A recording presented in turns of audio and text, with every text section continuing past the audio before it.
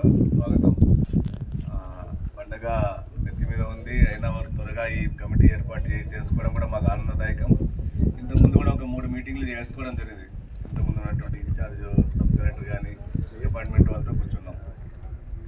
ఈ సందర్భంగా ఉత్సవ కమిటీ అందరూ కూడా ప్రతిసారి ఒక చిన్న ఇబ్బందులు మనం ఎదుర్కొంటున్నామంటే, సార్ ఐ రిక్వెస్ట్ సార్, మీకు గత అనేక సంవత్సరాల నుంచి ఇక్కడ దగ్గర 40 ఏళ్ల చరిత్ర సార్ ఆధునిక ఉత్సవాలు చేస్తూ ఉన్నాం.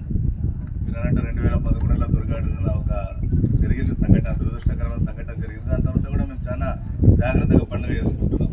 కానీ అది ప్రతిసారి మనం మెన్షన్ చేసుకునే ముందుకు వెళ్తాం, కానీ అది దృష్టిలో పెట్టుకుని అయితే మనం ముందుకు పోవడం మంచిది కాదనేది నా అభిప్రాయం. పండుగ చేసేటువంటి హిందువులు ఎవరు కూడా వాళ్ళ పండుగ సంతోషంగా చేసుకొని ఉంటుంది, కానీ ఇతరుల మీద ఎటువంటి కూడా ఈ కమ్యూనిటీ మాకు ఒక్కోసారి అనిపిస్తుంది ఏమంటే, ఉత్సవ నిర్వాహకులు కానీ మండపం ఎవరు కానీ ఒక కమ్యూనిటీ ఎలిమెంట్స్ లాగా చూసేటటువంటి స్వభావం మారిపోతాం. మాకు కూడా చాలా ఇబ్బందిగా ఉంది. ఇప్పుడు చూస్తూ ఉన్నాం, డిపార్ట్మెంట్ మారినప్పుడు కొత్తగా రూల్స్ పెట్టడం, తర్వాత ఇప్పుడు చూడండి గత 2011 జరిగిన ఇప్పటి నుంచి కూడా ఒక చిన్న సంఘటన కూడా జరగడం మేమందరూ కూడా, ఎందుకంటే ఇక్కడ ఈ ఊళ్ళో మేము ఇడే బతుకుతా ఉన్నాం, ఇడే వ్యాపారాలు చేసుకుంటున్నాం, ఇడే ఉండాల్సిందే, వేరే ఆప్షన్ కూడా లేదు. అందరికంటే జాగ్రత్త మేమే వహిస్తాం. కానీ ఇక్కడ వచ్చినట్టు ఇప్పుడు ఏమైపోయిందంటే, గత సంవత్సరం బాగానే చెప్పుకున్నాం, మళ్ళీ ఇప్పుడు ఈ సంవత్సరం మనం కొత్తగా రూల్ పెట్టుకున్నాం. ఇప్పుడు మండప నిర్వాహకులు ఒక మూసాదురు అలవాటు పడి ఉంటాం. మనం ఏదైనా మార్చాలంటే వాళ్ళని అవేర్నెస్ అన్న తీసుకురావాలా, లేదా దాని ప్రయత్నం అన్నా చేయాలి. ఈసారి ఇట్లా చేద్దామని. ఇప్పుడు ఏమైపోయింది సార్, మేము ఉత్సవ నిర్వాహకులు ఉండేదే డిపార్ట్మెంట్కి మండప నిర్వాహకులు మేము కోఆర్డినేషన్ చేయాలి. అంతకుమించి మేము వాళ్ళ సమస్యలు మీకు చెప్తే మీరు చెప్పినటువంటి ఇన్స్ట్రక్షన్ వాళ్ళకి చెప్తాం, అంతే మా పని. దానికి ఏం చేసినాం, ఇంతకుముందు అసలు ఎవరు స్టేషన్ పోయేవాళ్ళు కాదని చెప్పి ఉత్సవ సమితి వల్లే మేమేం చేస్తున్నాం, మండప నిర్వాహకులు మా దగ్గర పిలిపించుకొని ఒక్కొక్క మండపం నుంచి 10 పేర్లు తీసుకుంటున్నాం. మేమే ఒక చిన్న డ్రాఫ్ట్ తయారు చేసి వాళ్ళు మా ఆఫీస్లో వచ్చి కూర్చుని 10 మంది పేర్లు రాసి వాళ్ళకు చలానా, ఇంతకుముందు 200 రూపాయలు ఉండేది, ఇప్పుడు 300 రూపాయలు తీసుకుంటాం. వాళ్ళకి జెండాలు, తర్వాత కండువాలు, బ్యాడ్జులు, వాళ్ళకి కొంచెం మెటీరియల్ మా నుంచి సప్లై అవుతుంది. తర్వాత ఊరిని అలంకరణ చేస్తాం, జెండాలు కట్టడం అన్ని, తర్వాత తోరణాలు కట్టడం, ఇవన్నీ కూడా కోఆర్డినేషన్. వాళ్ళు మా దగ్గర వచ్చి రావడం వల్ల కూడా ఏమైపోతుందంటే, ఏదైనా విషయాలు ఉంటే వాళ్ళు చెప్తాం. తర్వాత ఒక సూచన పత్రం కూడా ఇస్తాం సార్, ఏం చేయాలి, ఏం చేయకూడదు, ఎట్లా ఉండాలని అవేర్నెస్ కూడా చేస్తాం. ఇవన్నీ జరుగుతున్న సందర్భంలో ఈ సంవత్సరం ఏం చేశారు, మీరు ఏదో ఆన్లైన్ స్టార్ట్ చేశారు. ఇప్పుడు కాదు సార్, 2 సంవత్సరాల ముందు కూడా సచివాలయంలో మీరు ఖచ్చితంగా మీరు నమోదు చేసి తీసుకోవాలన్నప్పుడు కూడా అది కొంచెం వ్యతిరేకత వచ్చింది.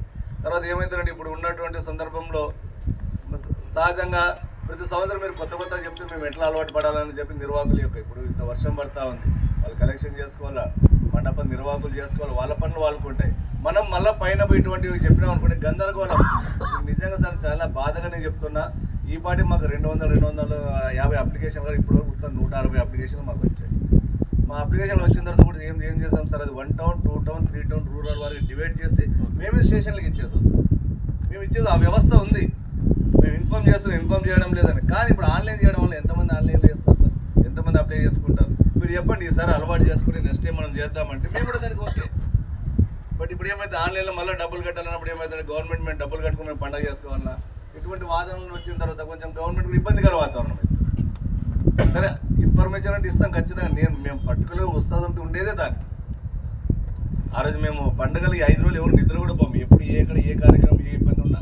ఇంకోటి పండుగ జరిగేటువంటి మంచి వాతావరణంలో సాంస్కృతిక కార్యక్రమాలు, అన్నదానాలు అన్నీ బాగా జరుగుతాయి.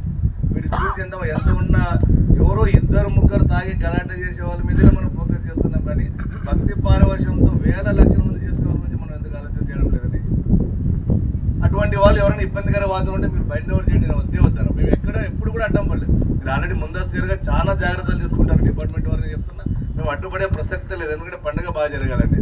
కానీ ఈ సంవత్సరం ఏమైపోయింది, గత 4-5 సంవత్సరాలు లేనిది ఎస్పీ గారు ఒక మెమో పంపించారు, 800 మందికి బైండ్ అవుట్ చేయమన్నారు. ఇది ఎంత భాగ్యం సార్, ఇది లేనిది మనం గెలికినట్టు కదా. లేని విషయాన్ని ఈరోజు మీరు బయట ఇప్పుడు లాస్ట్ టైం బాగా జరిగింది, అంతకుముందు బాగా జరిగింది, అంతకుముందు జరిగింది, ఈసారి ఎందుకు బైండ్ అవుట్లో నేను మీకు ప్రామిస్గా చెప్తున్నాను సార్, అందరూ వ్యాపారస్తులు దాంట్లో ఉన్నాం. ఆ రోజు ఏమైంది, ఇప్పుడు మీరు ఒక లెటర్ తీసుకొచ్చారు, మాకు అంతా సైన్లు చేయించుకున్నారు. ఎవరో వచ్చింది పెద్దమంది తలారి వచ్చి అందరం సైన్లు చేయించుకున్నారు. ఆ రోజు కేసు పెట్టి ఇట్లా పేర్లు తీసుకుని ఎవరికి తెలుసు సార్, ఎవరి పేరు ఎవరికి తెలుసు. వాళ్ళకి ఏం కావాలో డిపార్ట్మెంట్కి 350 మంది ముస్లిమ్స్ కావాలి, 300 మంది హిందువులు కావాలి, పెట్టేశారు పేర్లు. స్టేషన్ పోయేవాడిని పట్టుకున్నారు, కేసులు పెట్టారు. హాస్పిటల్ పోయేవాడిని పట్టుకున్నారు, కేసులు పెట్టారు. రాత్రి ఇంట్లో బయట పడుకున్న వాళ్ళు తీసుకుపోయి కేసులు పెట్టారు. పోండి, దాన్ని ఇంతవరకైనా ఎవరైనా దాన్ని విచారం చేశారా, ఎందుకు ఆ గలాట జరిగింది, దాని వెనక ఏం ఎలిమెంట్స్ ఉన్నాయి ఇంతవరకు తెలిసారా? మా పండుగ మేము ప్రసాదం చేసుకుని ఎవరు డిస్టర్బ్ చేసిన వాడిని పట్టుకున్న మా మీదే జులుం చేసి ఇది ఎంతవరకు భాగ్యం సార్? దయచేసి ఇప్పుడు 800 మంది పిలుస్తూ ఉన్నారు, వాళ్ళు ఏమంటారు, మమ్మల్ని తిడుతూ ఉన్నారు. ఇంకోటి చెప్పాలంటే ఇప్పుడు నేను బీజేపీ జిల్లా అధ్యక్షులు ఏమంటారు, మీ గవర్నమెంట్ వచ్చింది, మన గవర్నమెంట్ వచ్చి మీరు ఇట్లా చేస్తున్నారు మా మీద అంటున్నారు. లేనిది ఇప్పుడు మనం ఇది క్రియేట్ చేసుకున్నట్లుగా సార్. చెప్పండి సార్, నిజం చెప్తున్నారు. ఈరోజు అందరినీ వంట ఘోరంగా పిలుస్తూ ఉన్నారు. వాళ్ళు ఎట్లా సార్ పిలుస్తారు, స్టేషన్ పోవాలి, మళ్ళీ బయట ఉంటారు, మళ్ళీ ఎంఆర్ఓ దగ్గర సైన్ చేయాలి. ఒక వ్యాపారస్తులు ఎంత బాధపడతారో మీరు ఆలోచన చేయండి.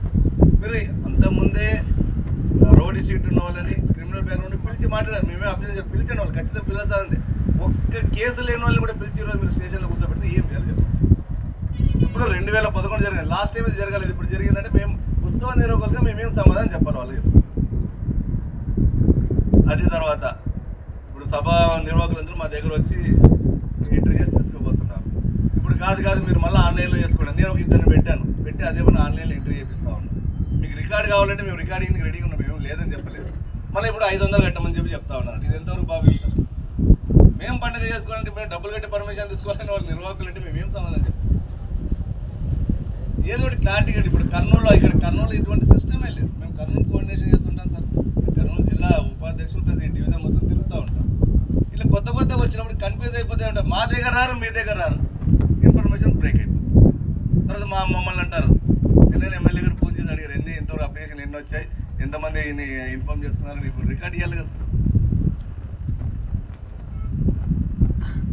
ఇందులో వచ్చినప్పుడు కొంచెం సార్ వాళ్ళతో అదే చెప్తా ఉన్నా, సార్ ఏదన్నా ఉన్నాడు మీరు లేదా రైటింగ్ ఒకటి ప్రకటన చేసేది దాని ప్రకారం. ఒకప్పుడు సార్ ఉత్సవాలు ఎట్లా జరిగేవి, ఏమాత్రం కోఆర్డినేషన్, ఇంత కూడా కోఆర్డినేషన్ జరిగేది కాదు. ఎవరిదో చేసుకుంటూ పోయేవాళ్ళం. ఊర్లో నిమజ్జనం జరిగేది, స్థలం సరిపోయి ఊరు బయట వచ్చాం. చిన్న మార్పులు జరుగుతూ ఉన్నాయి.